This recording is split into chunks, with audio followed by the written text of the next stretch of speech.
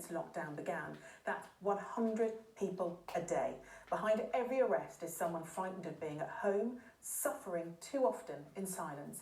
In lockdown, the victims have no escape, and refugees are finding that the demand can be overwhelming, while staff also try to manage the practical challenges of residents living together during the pandemic. Katie Barnfield has more. That's me, this morning, coming to work. Carla has worked at this domestic violence refuge for almost a year. Now this new era of social distancing has changed her job completely.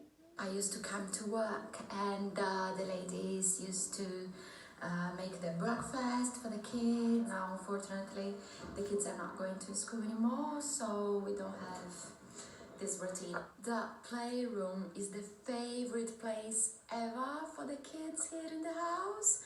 We used to have homework classes with all of them together and some other activities that unfortunately we needed to put that on hold.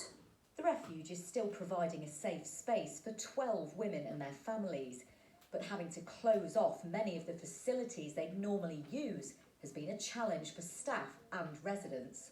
They need to adapt themselves, not having a dinner together anymore, only 2 people at a time, so it's very demanding at the beginning.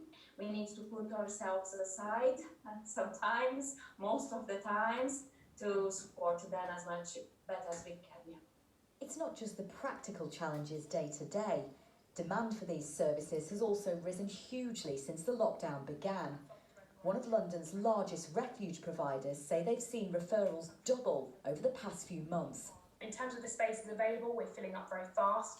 We have got a couple of rooms that have become available this week because people have moved out and people are taking referrals to those right now. So by the end of the day, we may well be full again. We have, staff members who have been off sick, potentially shielding. So we're having to kind of balance also making sure we have people available in the refuge services. For anyone worried about reaching out to these services, Carla's message is clear. Even with this situation that we cannot be too much physically close to them, they are not alone and they still need to ask help.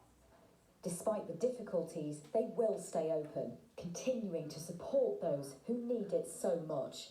Katie Barnfield, ITV News. And a London choir has raised over